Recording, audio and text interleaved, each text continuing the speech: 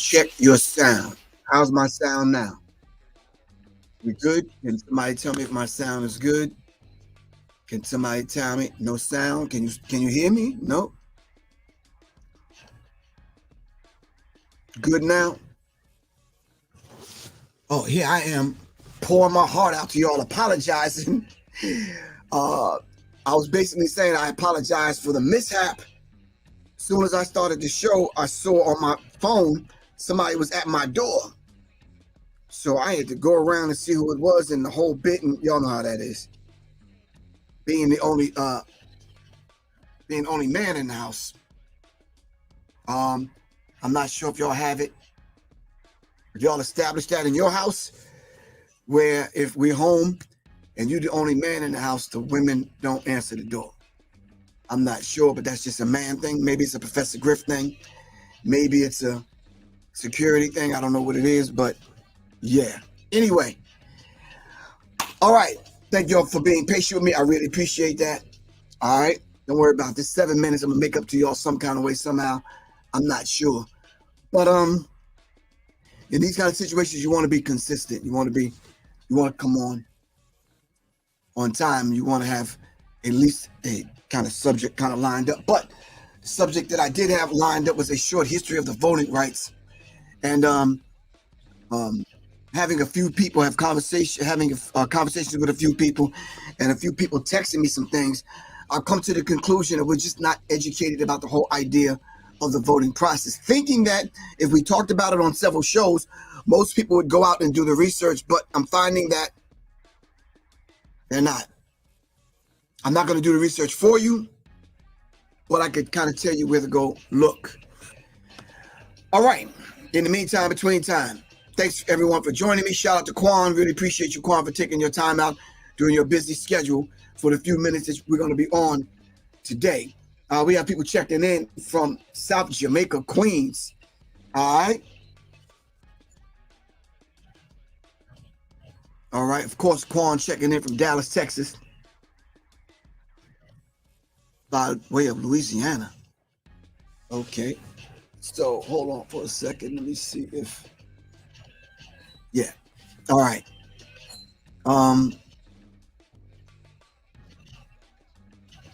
Respect from Chicago, the Shy checking in. All right. Southwest Detroit, the D. All right. Yeah, I got a special kind of relationship with Detroit.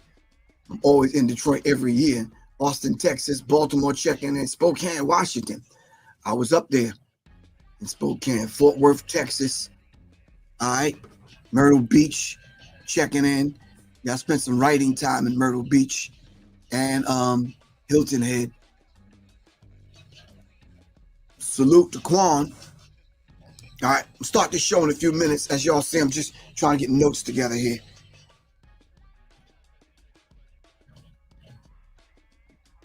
All right, so we're going to start it off. I'm going to play this clip, and then we're going to Cleveland, Ohio.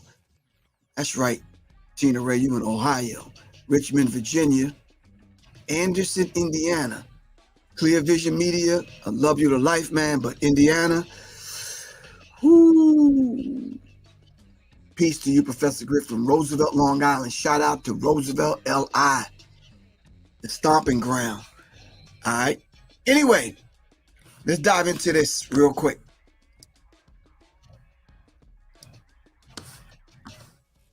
Let me see. Let me see if this is the right one. I hope it is the right one. All right, family, let's talk. Let me play this clip so everyone can actually get on the same page, and then we can kind of move forward from there, if that's all right with everyone. Let's talk. Welcome to the Pursuit of History. On this episode, we'll be discussing the history of voting rights. Casting a vote for local, state, and federal officials is an important civic responsibility in America. It's an opportunity to have your voice be heard and to engage with members of your community in the democratic process. For American citizens, the chance to vote begins at 18, but that wasn't always the case.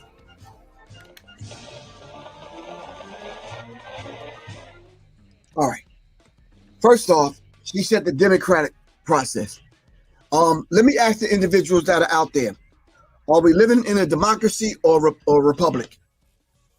Just to locate Guy. Guy, we got to get up, bro.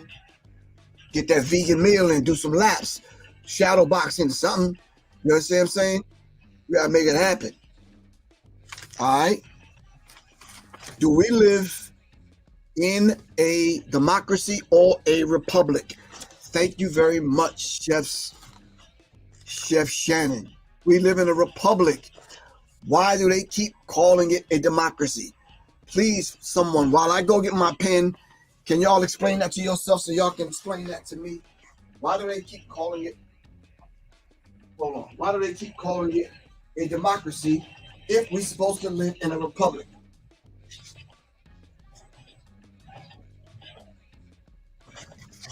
Why do they call it a democracy if we're supposed to be living in a republic? All right, that's the first question. Why democracy? Hold on. Let me get a new piece of paper. I'm one of them note-taking guys. I still use pen and paper. Why a democracy? All right. Why a democracy? Let's go. In the early years of America, only a small percentage of people were allowed to vote. Nope. No, keep going. Keep going. Almost there. Okay, stop. At the founding of America, only adult, white, landowning men were allowed to vote. Adult, white, landowning men were the only ones that were allowed to vote. Not women, not Native Americans who were already here, not black Native Americans that was already here, not Moors, not indigenous people, no one. Not Africans that were already here, no one. Adult, white, land-owning men. You mean to tell me you steal the land from the Native Americans and the black people that were already here? And then you turn around and you construct and you put together laws that would exclude us from participating in a system that you set up, and you stack the deck. Help me understand this, please, people. Anyway, let's move on. Not surprisingly, the people making the decisions in the early days of America were, you guessed it, white male landowners. While they wanted to ensure that the power of government came from the people, they struggled with determining exactly who qualified as the people. Next question. When they said we the people, who are they talking about? If only adult white land-owning men were the only ones allowed to vote. All right. And where are these white adult male landowning people from? They're not indigenous to America. So where are they from? And then this wasn't their land. So if they came in and took the land from the people, and like I said, they set these laws up, then yeah, they stacked the deck. Here we go. As James Madison said, allow the right to vote exclusively to property owners, and the rights of persons may be oppressed. Extend it equally to all, and the rights of property owners may be overruled by a majority without property. It was quite the early conundrum. They ultimately decided to leave the decision up to individual states. All right, so they put the responsibility and the duty on to individual states. So now each state had to determine whether or not they were going to allow any and everyone else to participate in the voting process, which determined everything in America. Some states dropped the property requirement over time, but the pool of voters was still limited to adult white men until 1870, with the passing of the 15th Amendment. Can you please look that up, people? We're in class today with your brother, Professor Griff. The 15th Amendment. What is the 15th Amendment? Can someone talk to me about the 15th Amendment? And what are you amending? All right. What are you amending? All right. What is the 15th Amendment? You're getting ahead of me, Quan. What is the 15th Amendment? I know you're a woman, and it's important for the 19th Amendment to be established, which allowed women, mainly white women, to vote in 1920. Got you, Quan. We're only on the 15th Amendment, though. All right? We didn't even get to women, Native Americans, indigenous people. I guess the Moors could say the Moors, black people from Africa, whatever, how you want to put it. 5 years after the Civil War ended, the 15th Amendment was added to the U.S. Constitution. With it, African American men gained the right to vote. The right of the citizens of the United States to vote shall not be denied or abridged by the United States. Damn. So the right of citizens. So did they consider black people a citizen at that particular time, dealing with the 15th Amendment? And it shall not be denied or abridged by the United States or by any state or account on the account of race, color, or previous condition of servitude. Something fishy is going on here. Anyway, let's back it up a little. Let's dive back into it. With it, African American men gained the right to vote. On March 31st, 1870, a man named Thomas Mundy Peterson became the first black person to cast a vote in a local election in New Jersey. Unfortunately, states still found ways to limit African American men's right to vote through literacy tests, poll taxes, intimidation tactics, and grandfather clauses. Literacy tests. Being kidnapped and brought to America and enslaved. Would the grandfather clause include you? And now, how long do you have to wait for your grandfather's father's father to be recognized as quote unquote free in order for you to vote? Not only that, intimidation tactics. How do you think they intimidated black people? How do you think they intimidated black people? All right.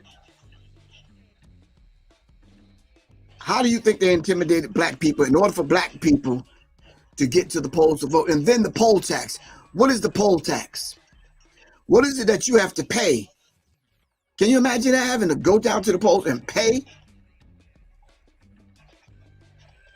And pay in order to vote.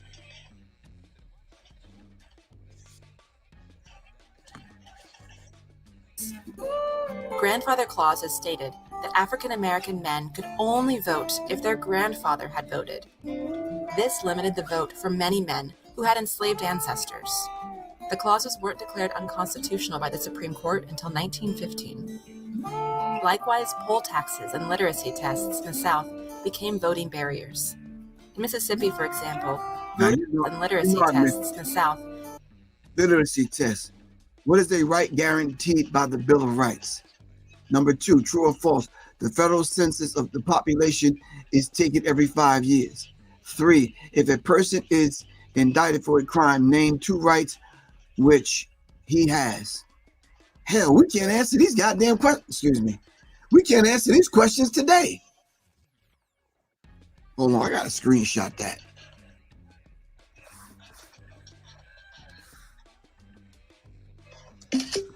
All right, let's continue. Became voting barriers. In Mississippi, for example, voters were required to pay a special tax for 2 years before being allowed to cast a vote. If you couldn't afford to pay the poll tax, you couldn't vote. States also issued literacy tests filled with complicated questions designed to severely limit the African American vote. The 1900s brought a wave of changes. In 1920, a new group of American citizens gained the right to vote: women. The ratification of the 19th Amendment was a great victory for the supporters of women's suffrage. 4 years later, in 1924, the Indian Citizenship Act finally gave American Indians the right to vote.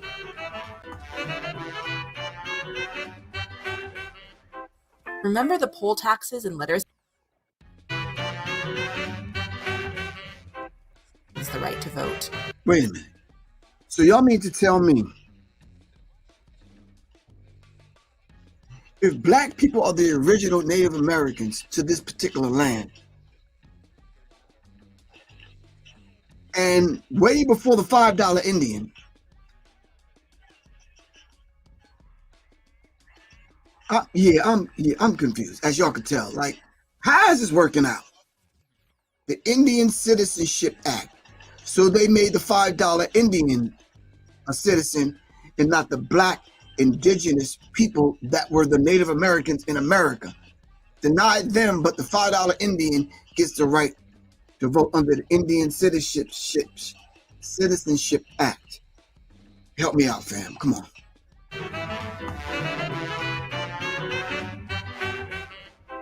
Remember the poll taxes and literacy tests we talked about a few moments ago? In the 1950s and 60s, civil rights groups began making progress towards breaking down those barriers. In 1964, the 24th Amendment was passed, making poll taxes illegal. That same year, the Civil Rights Act was passed. It forbid discrimination based on religion, race, gender, or national origin. In 1965, the Voting Rights Act followed. The Voting Rights Act of 1964 ended up being passed in 1965. Okay, all right. Forbid anyone from denying the right to vote to citizens based on their race. Another historic event happened in 1965. President Johnson made the decision to send military forces into Vietnam. In the years that followed, support for the Vietnam War waned. Simultaneously, a new fight was emerging on the home front. The fight for the right to vote for young Americans. Armed with a call to action from the 1940s, old enough to fight, old enough to vote. So if you're old enough to fight and get sent to Vietnam to lose your life, lose a limb, you're fighting for a democracy, which was supposed to be a republic. But if you're old enough to fight, then you're old enough to vote, but they didn't allow you to vote. Y'all better rethink this voting thing. Became their rallying cry. In 1970, the 26th Amendment was passed, extending the right to vote to all U.S. citizens of age 18 and over.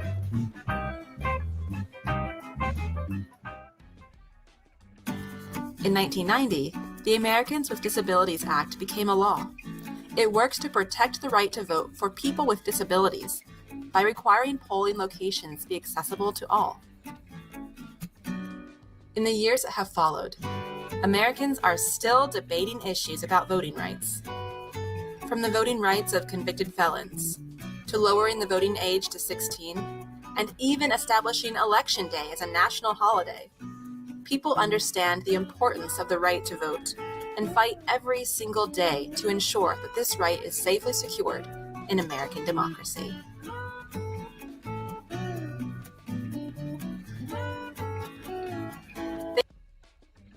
Wow. Okay. An American democracy, which is supposed to be a republic. All right. We're going to chop some things up, but what is your take on that, fam? Tina Ray says Cherokee, Choctaw, Chickasaw, Creek, Muskogee, Seminole were considered civilized by white Americans.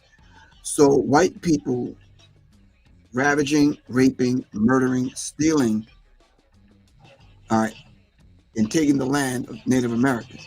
But only some tribes were considered civilized because all white people determined that Native Americans were savages. Okay.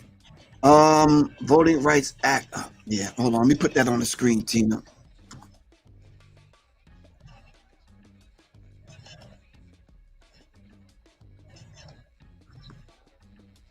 Thank you. Dion Carnes, peace. Peace, Miss Dion Carnes. Thank you, Enemies Public. Enemies Public says, being a $5 Indian tied them to the land, which was the criteria for the right to vote. These people, to this day, he never finished the sentence, so I don't know what he meant. Clear Vision Media said there was 500 nations here before the white man got here. Professor Gypsy Star says it's all a scam. Clear Vision said land grab.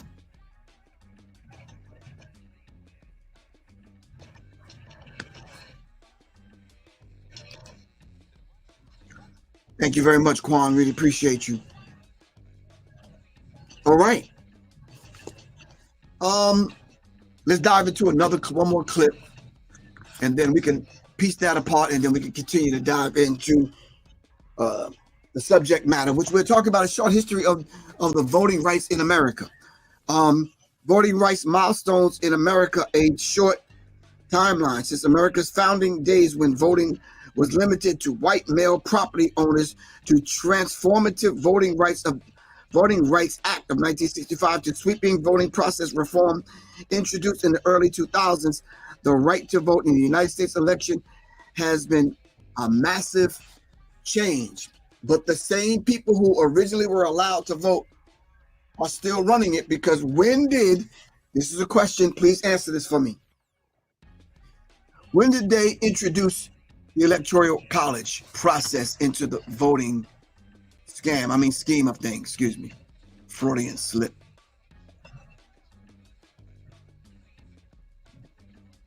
Okay.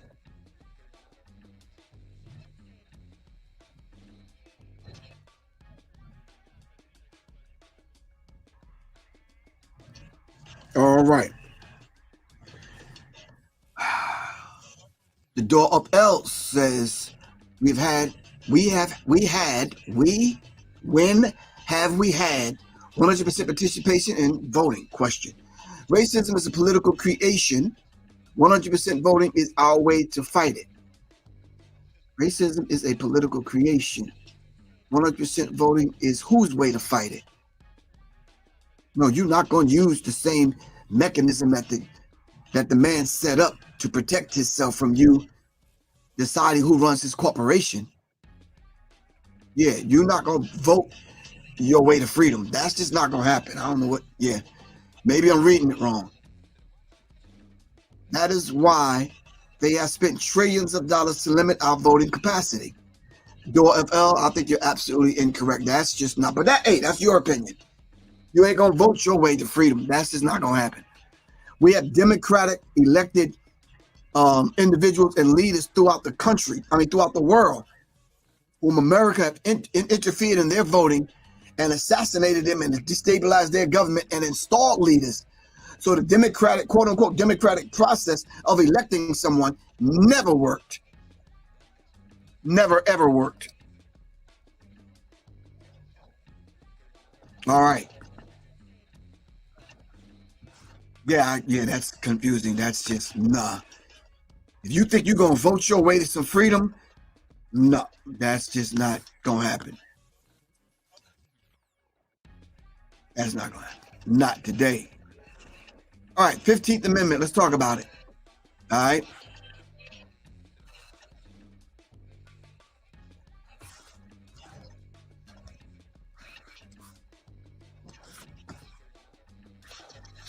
Let's talk about it, fam.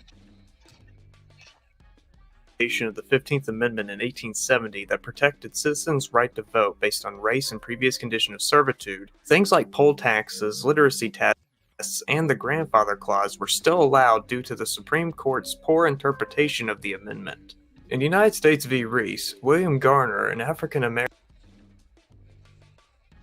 was denied the right to vote by two election inspectors by the name of Hiram Reese and Matthew Fauci. Reese and Fauci said that Garner refused to pay the poll tax, but in reality, Garner tried to pay the tax but was refused by the tax collector. When this case eventually went to the Supreme Court, they determined that the language of the Enforcement Act of 1870 was too broad, and that the 15th Amendment did not ban things like poll taxes and literacy tests. Over the decades, civil rights activists advocated against racial discrimination such as segregation, voter suppression laws, etc. The civil rights movement started to see major victories starting in the 1950s when the Supreme Court ruled in favor for civil rights with cases like Brown v. Board of Education. In short, after several nonviolent protests and sit-ins, the movement continued to gain national attention. On June 11, 1963, Kennedy proposed the Civil Rights Act of 1963, with no luck of it getting passed in the Rules Committee. In the same year, over 100,000 people marched on Washington to advocate for both civil and economic rights of African Americans. There, Martin Luther King gave his famous "I Have a Dream" speech. Unfortunately, in November the same year, JFK was assassinated. With LBJ now being president and being the former Senate Majority Leader, he was able to get the bill passed in the House and passed in the Senate after a 54-day-long filibuster. The Civil Rights Act of 1964 banned discrimination based on sex and race and helped in the effort of desegregating schools. However, despite the amount of good the Civil Rights Act of 1964 did, it did not stop literacy tests and other means of voter suppression. With Voter suppression. Please know and understand what these terms mean when they talk about voter suppression. How are they suppressing the vote? That was then, and how are they suppressing the vote now is some of the things that we need to kind of think about. All right, and then I'm still waiting on the answer to my question. When did they introduce this whole idea of the Electoral College? All right. voter suppression in the South still alive, the civil rights protests continued. After the 1964 elections, the Southern Christian Leadership Conference led by Martin Luther King Jr. and the Student Nonviolent Coordinating Committee pushed for action from the federal government to protect racial minorities' voting rights. Starting in January 1965, civil rights leaders held demonstrations in Selma, Alabama. Unfortunately, on March 7, 1965, one of the marches were violently interrupted by police. Anywhere between 525 to 600 civil rights marchers walked out of Selma from the southeast on U.S. Highway 80. After the protesters crossed the Edmund Pettus Bridge, they met a wall of state troopers and county posse. John Cloud, the commanding officer, ordered the marchers to return home. Reverend Hosea Williams attempted to talk to the officer, but he made it very clear that there was nothing to discuss. Law enforcement then proceeded to knock many of the demonstrators down and beating them with nightsticks. Tear gas was fired and troopers charged on horseback into the crowd. Americans looked at the event in shock and horror once images of the event got out to the media. 17 of the demonstrators were hospitalized while 50 others were treated for less serious injuries. This horrible event became known as Bloody Sunday. 8 days after the event, President Lyndon Johnson sent a voting rights bill to Congress. Despite some hurdles, the Voting Rights Act of 1965 passed the Senate on May 26th. In the House of Representatives on July 9th. Thanks to the Voting Rights Act of 1965, literacy tests are now banned, and now there can be federal oversight of voter registration in places that have less than 50% of a non-white unregistered voter population. Another part of the bill did allow the U.S. Attorney General to investigate how poll taxes are used in state and local elections. However, poll taxes were banned on the state and local level in 1966. Election minute out.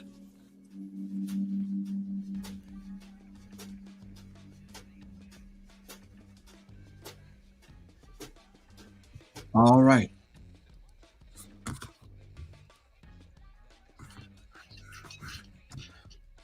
All right. Give me your take on that. I'm just one of those individuals that I'm curious as to hear what you have to say. Simply because if you start talking about voter suppression and you're talking about the whole, I'm reading right here, it says Supreme Court walks back Voting Rights Act. July 25th, 2013 Voting Rights Act was walked back. So they'll pass it, and then they'll quietly wait for another administration to come in, and they'll walk some of the things that we gained now, they'll walk them back. All right? You talk about some slick demons and devils. All right?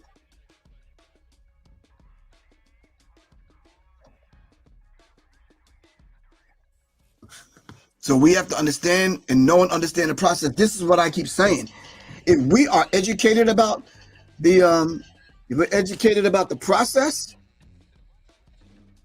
I am sure Black people will think twice about this whole voting thing, and then having them put billions and trillions of dollars to keep you blind, deaf, and dumb, and to push the candidate that they want to push to the tune of billions of dollars to make you think that there's only two people running for the presidency, leaving out all the other independent parties. Yeah. It's devilish in its conception. He said the Electoral College was introduced in 1787. This was done because due to the illiteracy of the poor white men, the elites didn't trust them to vote in their best interest. So the illiteracy. Now, the poor whites didn't have to take the literacy test. Only black people had to do that. But the poor whites, according to the rich white elites, weren't even smart enough, all right, to vote in the rich white man's best interest. So they could not leave it up to the poor whites, all right, and the illiterate blacks to vote in their favor. So they established the Electoral College to make sure the person that they needed that was going to speak to their interests got in office. Now, let me hold up for a second, fam. Let me stop the music. Let me say this. Someone, I think it was my cousin, I did have a conversation years ago about the whole idea of actually becoming educated about the voting process and knowing and understanding you're not just not voting for the president, but there are a lot of other things that are there that we have to take into consideration. A lot of things on the local level, a lot of appointments, a lot of positions that are on the local level that we need to know and understand. But if you're not involved in local politics, how would you ever know these things? Who's having PC classes, politically correct classes? Who's having politics classes? Who's having these classes on the weekend for young people to get educated about the vote? Can someone please help me out there? Have you ever been to one? I studied this on my own, so I kind of talk in my circles. But have you ever been to one? When is the last time they set up the class for you?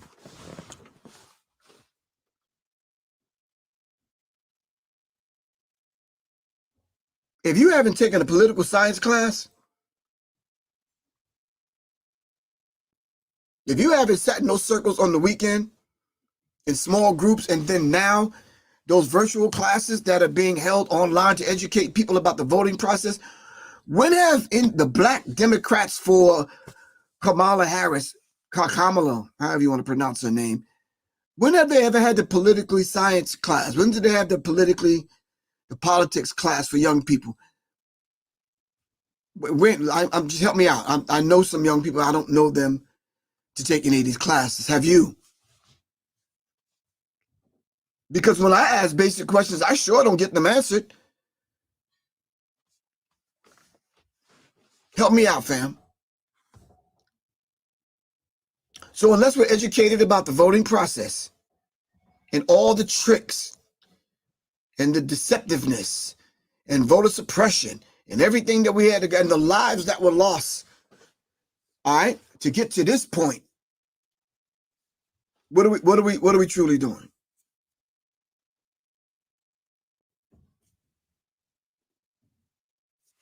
Thank you very much, Sydney G.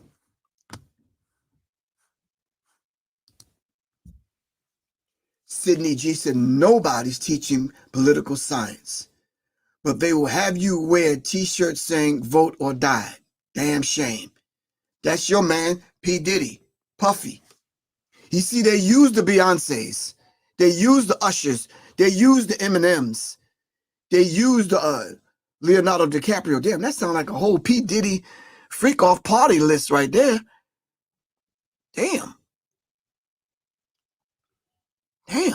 But anyway, they use these individuals to promote the candidate that they want to get in office.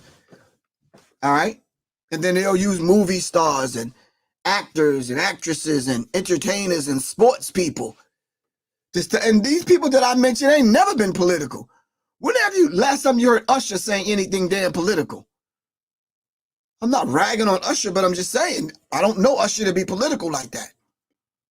I've never known Beyonce to even talk. I ain't seen her in too many interviews. But when have we ever known her to be crazy in politics instead of crazy in love?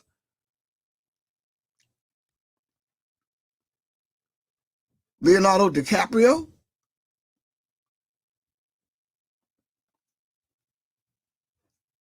Yeah. So all of a sudden now you want to trot these people out in front of us because they have a fan base and they can more than likely have their fan base vote for you. And it's an ignorant fan base. These people are not political. They're fans of these individuals, not because of their politics. They're fans of these individuals because of their star power. The fact that they might like a song or a movie that they've made, or a wig or weave that they wear, or a verse in a song, or a collab or whatever. But these people are not political.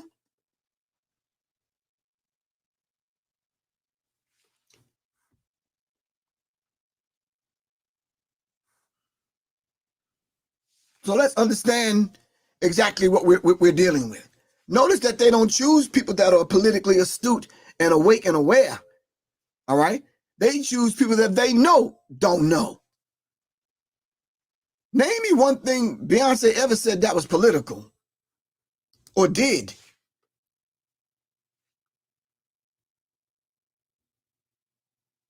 A minute ago, there was a few people talking about prison reform and getting people out of jail and all that other kind of stuff until we figured out that was a scam and a sham. All right?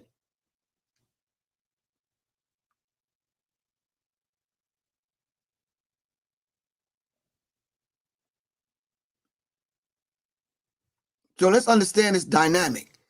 Daniel Williams, peace. What's good, bro? What's happening? All right, so in understanding this and trying to get, thank you very much, Quan. Quan wants y'all to go over to www.professorgriff.bandcamp.com and check out the sacred song and video. Thank you, Quan. They are making our celebrities our leadership. No, not gonna happen.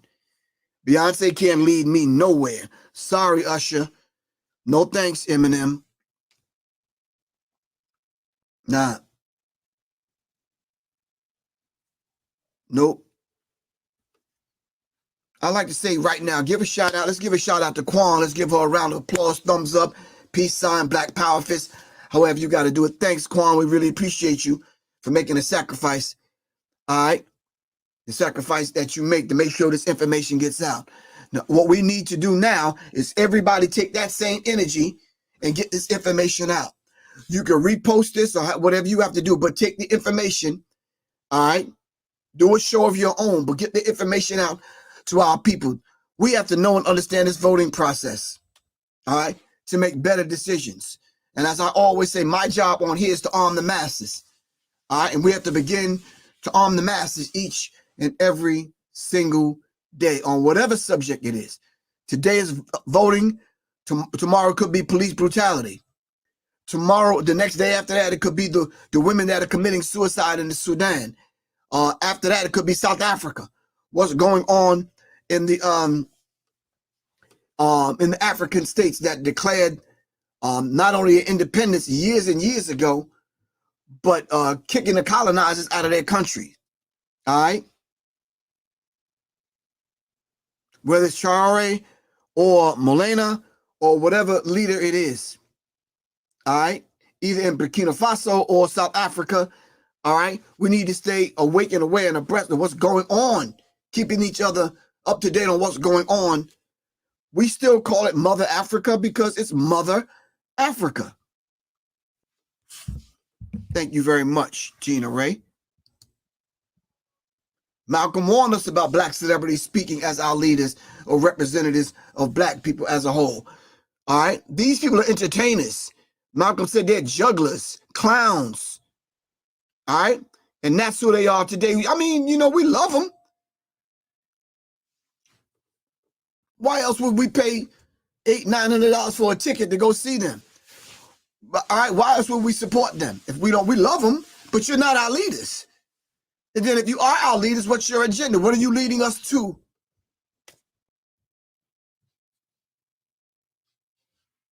What are you leading us to? What are you leading us in and out of?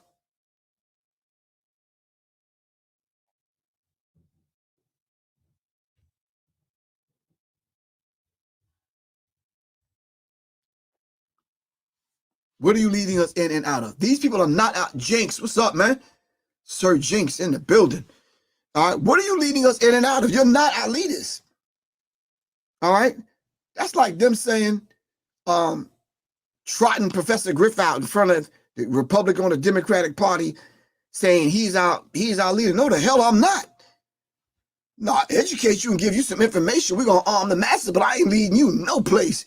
I'm leading you back to yourself so you can master yourself and make clear decisions as a free black person, as a free individual, as a free person as part of the human family.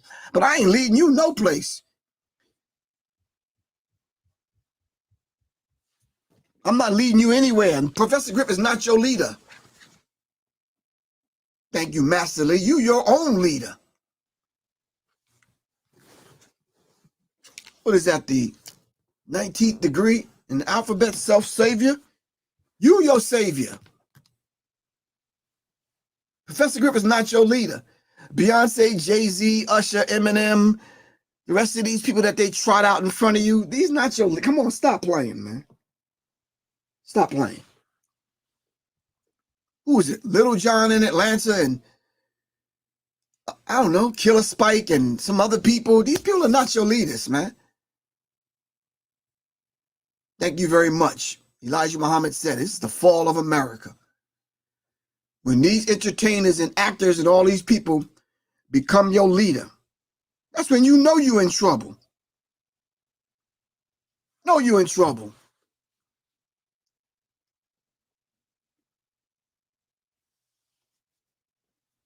I did have one more clip to show you, but I think you get the point now.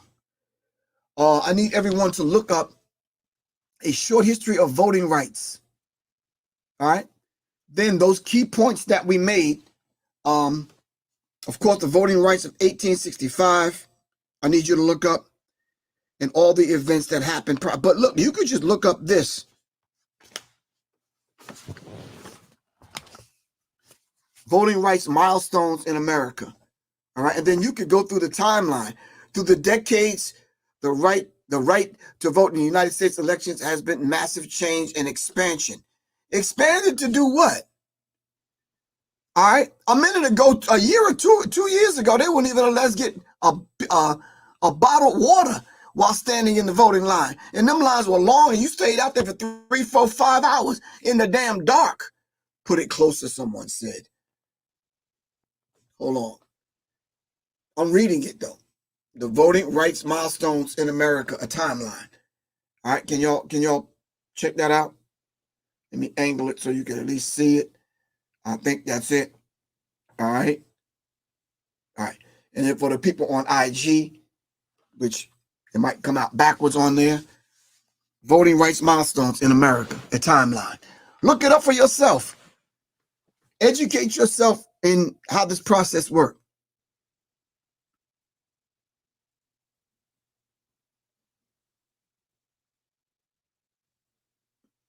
All right.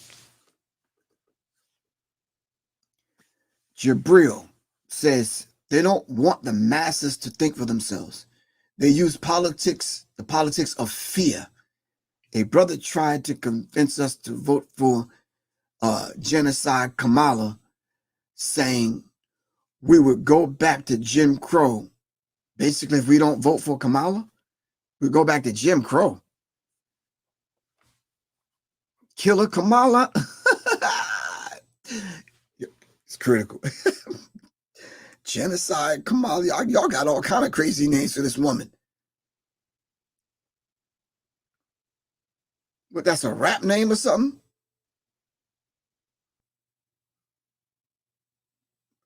Somebody said Killer Kamala is a rapper. Okay. Don't know about that. Anyway, thank you very much, Quan. That was simple enough. Voting rights timeline in America. Do your due diligence. Research, fam. Do not leave it up to the YouTube people. Don't leave it up to the Professor Griffs. Don't leave it up to nobody else that's coming on these channels presenting this information. You research it yourself.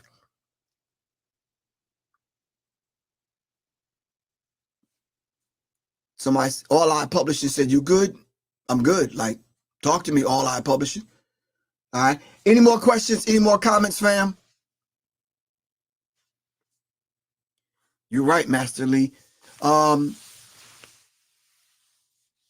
Killer Joe, not Killer Joe, Sloppy Joe. Biden says, if you don't vote for me, you're not black.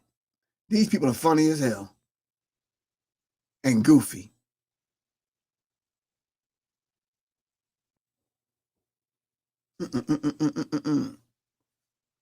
Horrible Harris and Wicked Waltz. Definitely a hell no. Damn.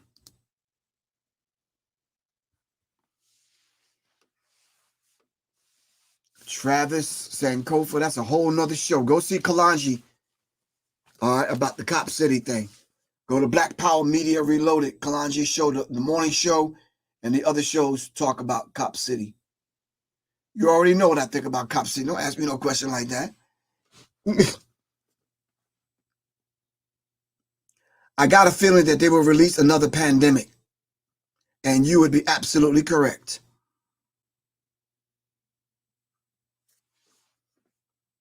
Seven Free says, nope, it's a comedy show now because we already understand the tricks and the games now. We understand that BS. People are waking up and they're not going for it anymore. Thank you, Master Lee. We already know Cop City's going to have robots. We talked about that, but if we need to talk about that again, and the Cop City in Atlanta ain't the only Cop City.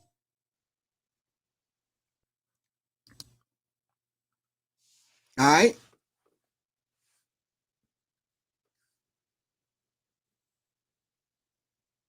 You're right. Behold the pale horse at its finest.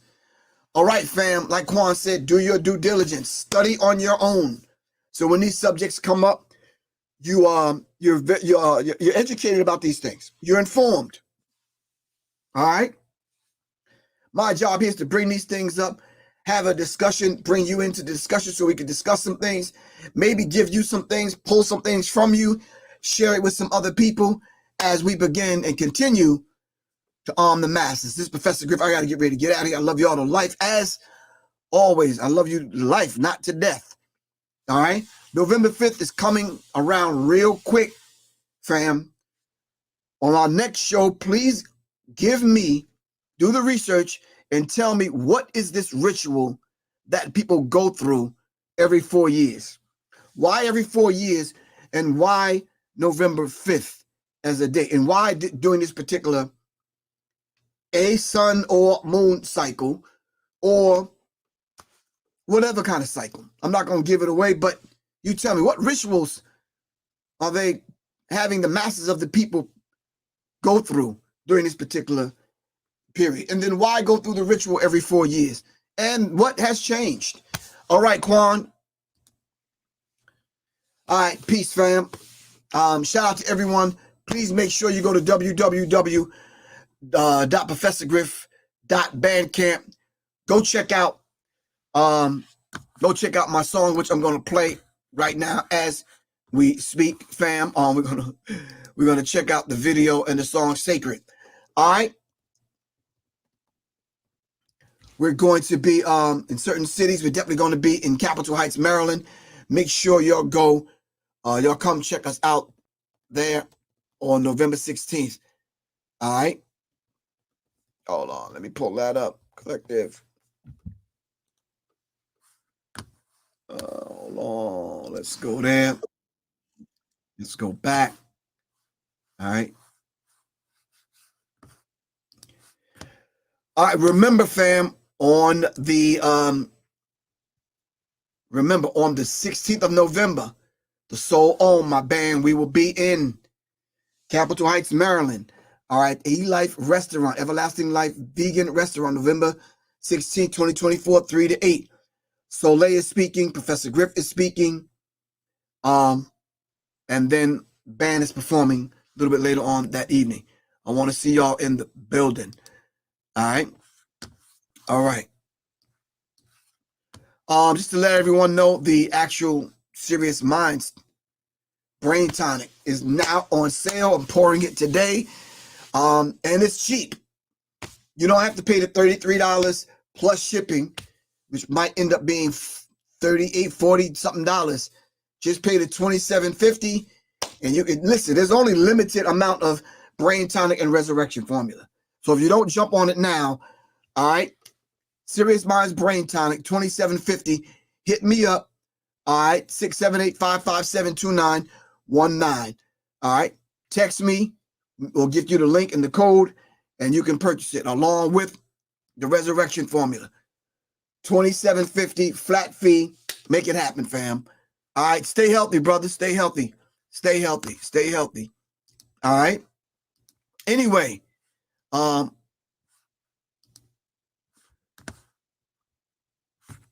let's play the video and let's talk.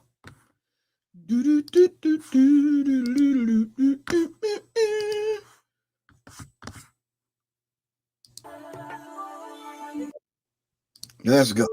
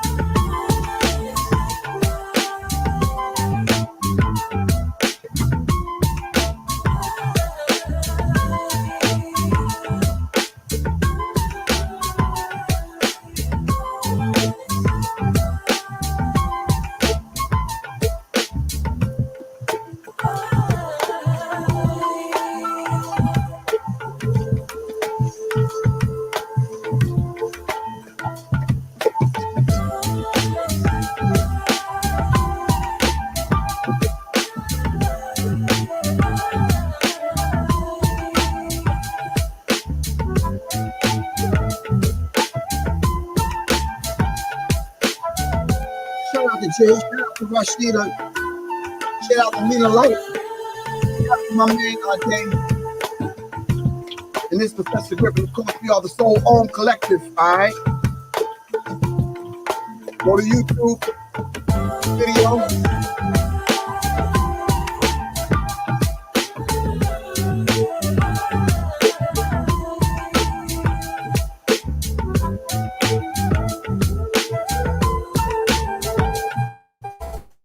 Go to Bandcamp right now to support the band, alright? That's professorgriff.bandcamp.com. www.professorgriff.bandcamp.com.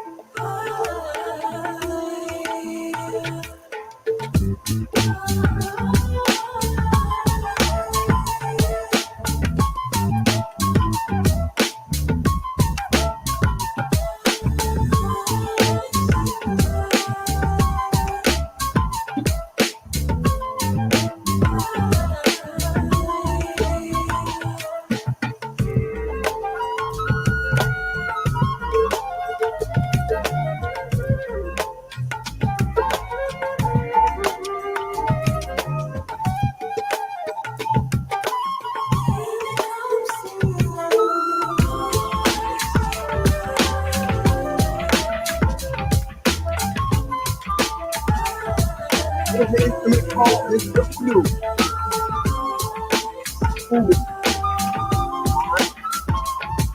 We have a drum here. Here is the first sound. We have a floor here, the first sound, of course. We have here.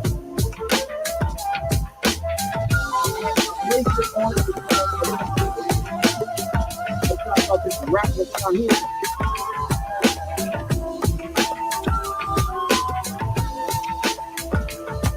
All right.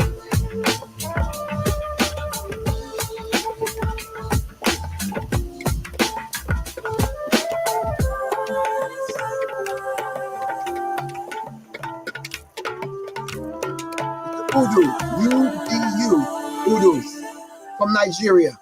All right. Shout out to my Nigerian brothers and sisters. All right, fam. It's a beautiful thing. All right.